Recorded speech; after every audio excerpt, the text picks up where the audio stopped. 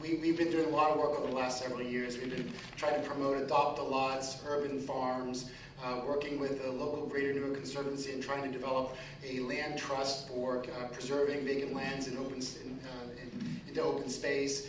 We too are working on a vacant property registration ordinance, a lot of different activities. But today in particular I want to talk about the city's work with the Abandoned Property and Rehabilitation Act.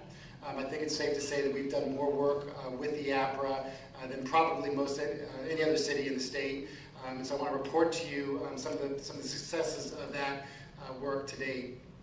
As folks may know, the Abandoned Property and Rehabilitation Act provides municipalities with greater authority and power to go after residential vacant properties that have been vacant for more than 6 months.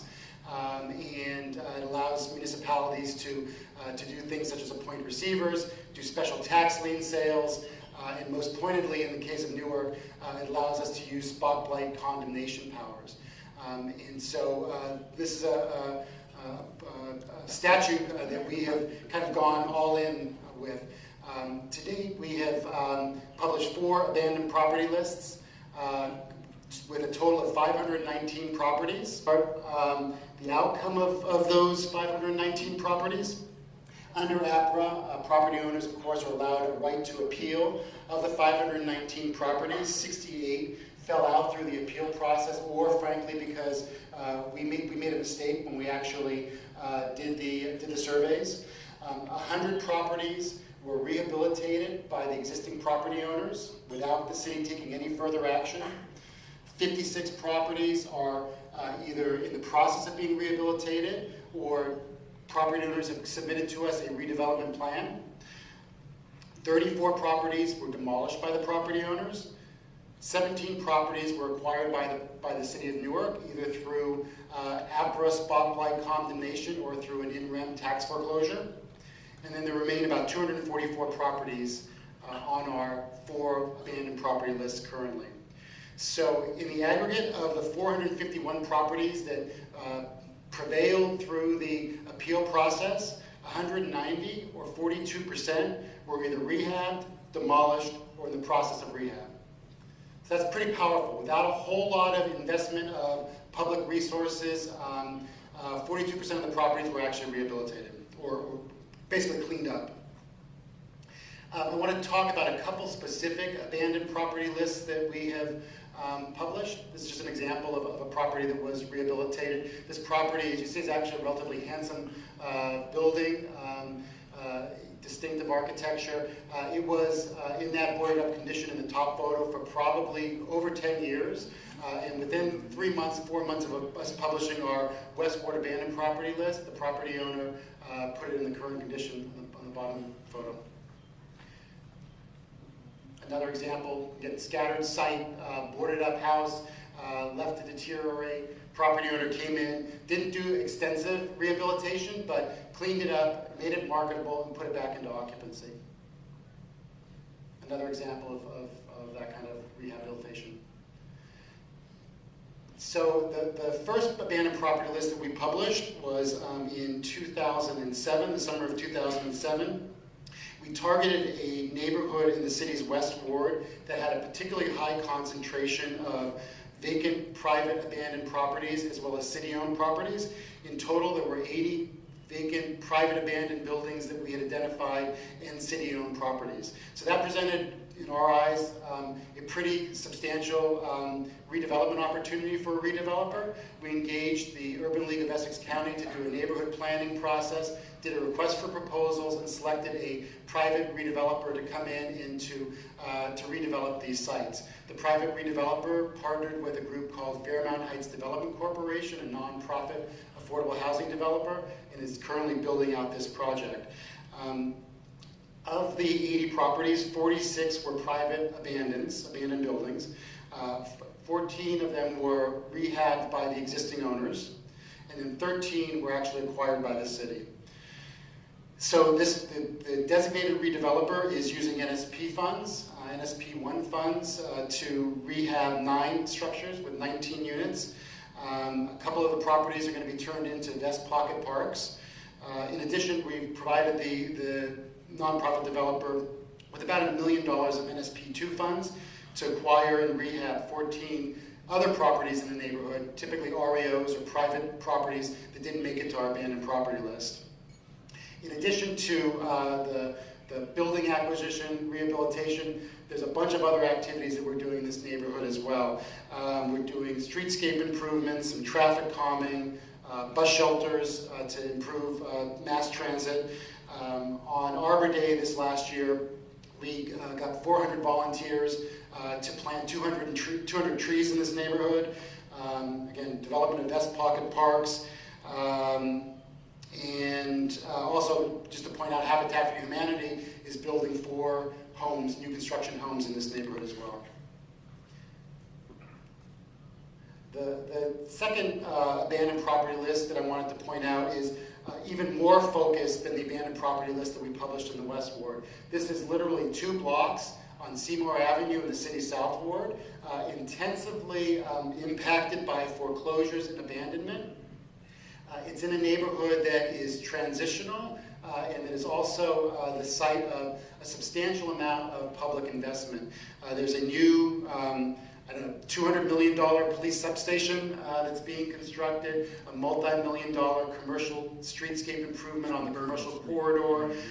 The State Housing Finance Agency has just funded a $22 million tax credit project adjacent to this block. The street itself is a very attractive street. In fact, the adjacent street is predominantly owner-occupied, large single-family detached homes with a lot of evidence of homeowner pride. So we targeted this because we think that it's a good opportunity, sort of at a tipping point, and that with our intervention we can take it from very deplorable conditions today to something more what it should be. We're partnering with Episcopal Community Development Corporation, a nonprofit CDC in Newark, and again, we have provided them NSP1 funds and about $1 million to do acquisition and rehab. They're working with the National Community Stabilization Trust and others to try to acquire some of the properties privately, as well as working off our abandoned property list. So that's my presentation, and I look forward to the conversation.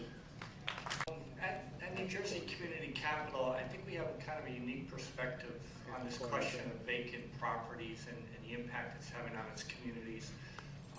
You know, we're fortunate to have a lot of our partners here today that we work with, and really a common refrain that we hear as we go from all the different cities, municipalities, is this question of how can we really, deal with this question of vacant and problem properties and get them back into equitable, productive reuse. I also hear from other people that, well, really this is a macroeconomic issue, and that until we deal with that, it's going to be really difficult for us to really seriously impact that. But I would like to suggest otherwise, and I think we heard 2 good examples here today of some really meaningful strategies that are being implemented in New Jersey. Some of our reflections as to what it takes to really do this work in a meaningful way really is to how do we overcome managerial, legal, and economic barriers that are really intractable issues when it comes to vacant properties. And I really think this opportunity of working with the Center for Community Progress and be able to tie in the federal policy level, the state policy level, and how we can bring it down to the local level is really, really important.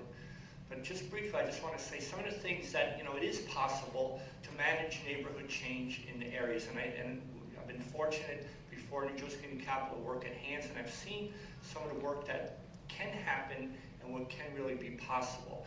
And I think some of the elements that we would look to see are, one is making sure that we have, as Wayne said, and with Orange, Mike, having ordinances in place to really have an infrastructure to deal with that. A vacant property ordinance, a vacant registration ordinances. This kind of gives us the platform of which we can do with that. But then I think the next question is, what do we do with those ordinances? And some of the best things I think we've seen around the state is, groups that have gone out and actually inventoried their properties, mapped their properties, started to really think strategically on how to intervene on properties. What resources should they direct? It amazes me when I go to city and I see that information, what it reveals itself to you, and really how should we look to go and attack these problems. So the whole question of, really doing this inventory, doing this research really is a really important tool. And I know it sounds basic, but I really think it's something that, I think we really need to try to establish really a data system that does that.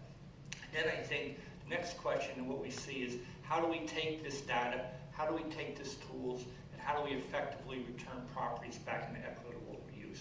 Well, I think we heard a couple of really great examples here today, about how we can regain control of our properties and create opportunity from abandonment by using these tools. Mike talked about having these things on the abandoned property list and how it begins to motivate owners to do something with the property.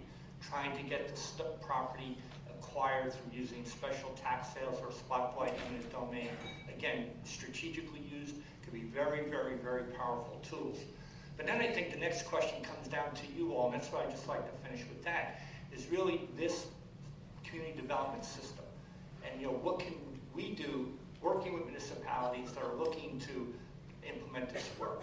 And I think it's incumbent, and it's really on all groups that are working here, is to really develop strategies, neighborhood preservation strategies, that can really marry together all of these tools. Really understanding your community assets. It sounds like a basic thing, but it's really important, because if you want to intervene in the community, it's really important that you see where you work from. What neighborhoods are you going to work off of? Making sure that you have development capacity, making sure that the financing is available to do this thing, to make operationally and transactionally some of this really important work that we can do. So I just would like to say that I'm really hopeful that with the Center for Community Progress, it's going to be an amazing opportunity for New Jersey. We've done a lot of great work on this issue of vacant abandoned properties, and I applaud Diane and Alan and others who have worked on that, Pat Morrissey. So here's an opportunity to raise our game to another level. And all of us in New Jersey Community Capital are really looking forward to participating in this with you all. Thank you very much.